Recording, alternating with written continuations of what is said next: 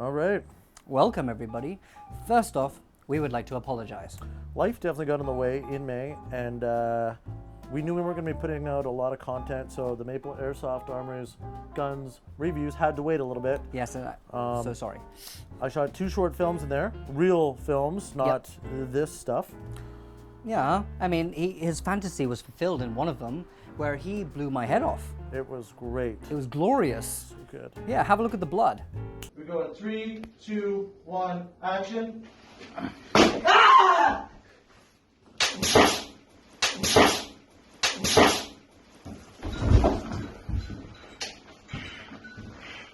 Wasn't that freaking awesome? Yeah, it was pretty fun. It was loads of fun. But Matt does have a question. Yeah, so is this the most overhyped airsoft gun of the past 2 or 3 years? I know. Is it better than the Crytac? Crytac, when it came out, was hype. Now Crytac delivers. Maple Airsoft Supply, a much lower price point. Yeah, and people have been blowing up on Reddit. Reddit has been arguing the hell out of it. So in this review, we hope to answer that for you.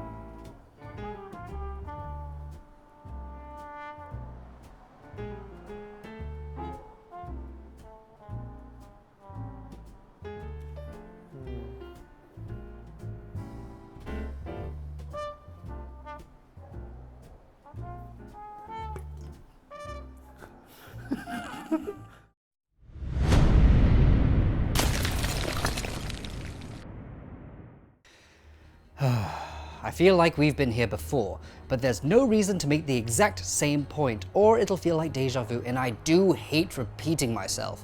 But alas, here we are again, reviewing another M4 AEG by Maple Armories, or Maple Airsoft Supply. But how does this differ from all the other M4s I've previously reviewed? First off, they've been around before but have been on the DL and only recently updated their M4 platform with pre-installed aftermarket internals. Secondly, they are very reasonably priced. And thirdly, and most importantly, they are Canadian. Well, I say Canadian, but what I really mean is that this M4 was manufactured in Asia, probably Taiwan or China, then fitted with amazing internal parts, which they probably bought at factory price, and then shipped over to Canada for quality control. And only then will it be flown out to a lucky airsofter who is probably hiding it from their significant other, unless their significant other plays airsoft too. But even after all that mileage and the amazing internals, it still costs a very affordable $300 for the Blackout. Yeah, the Blackout costs $300, and the more affordable one, I know there's a more affordable one, that costs $190, which is amazing, a huge competition for the G&G Combat Machine series. Hopefully by now everyone knows what an M4 looks like. If you don't, you're an invalid. But what sets this apart from the rest is quite simply the PTS CTR stock, the really slick looking M-LOK rail, and everything else is pretty much standard, including the Rotary Hop in the breech, which is awesome. But what I said before was that the internals is what sets it apart from the rest. Here's a brief rundown of what you'll get. Steel 8mm bushings, aluminium O-ring nozzle, CNC high-speed 13:1 gear set with 9-tooth bevel, high-quality 22 TPA Neodymium, Matt, how do you pronounce this? No. Neodymium high-torque motor, stainless steel cylinder, aluminium O-ring air seal parts, and a true quick change spring QCS system. It also features the Jeffron inline MOSFET, which is pretty cute. But what's the difference between the Blackout and the Marauder that allows it to have that $110 price difference? Well, the Marauder has a brass-coated cylinder in comparison to the Blackout's stainless steel. It also has a plastic body, which doesn't allow that beautiful Airsoft Amigos logo that you see on the right side of a Blackout, and this one does not feature a sling plate at the back of the receiver, which is a huge bummer. Sad face. Both Matt and I have used the Blackout and Marauder as our mains for the past couple months, and were never disappointed by their performance.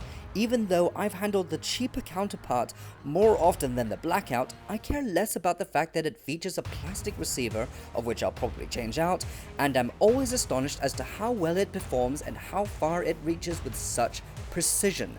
I've mentioned before that Crytex have a certain sound everyone recognizes, but I feel like these M4s are audibly similar. One company has heavy financial backing, and the other relies on a more constant love and care approach during the QC process, and even laser engraves whatever you want on the receiver. You receive a Crytek, stick to it for a while, and then change the internals, but only bits and pieces. You receive a Maple Airsoft Supply blackout, and will most likely never change anything internally because of the care it received pre-shipping. But will that stop you from switching out a few things? Nope, because nothing is ever perfect for airsofters. No out-of-the-box M4 will ever be perfect, and that's the sad truth. But this is pretty darn close and deserves all the hype it has been receiving.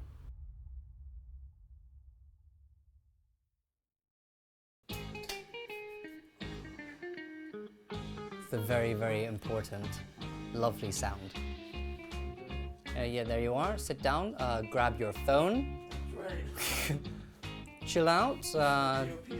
Do you want your headset or? No, man, I'm good. I got Tinder here. All right, okay. You do that swiping. I'll need it. Everyone knows what an M4 looked like. Everyone. Everyone knows what the M4 looked like. Or was that the ambulance? Somebody's feelings were hurt in the comment section, and the ambulance is there to rescue you. They're coming for you. Everyone by now should know what an M4 looks like. If you don't, that sounded Australian. Sounds looks like. But what's this? Okay, that was English, by the way.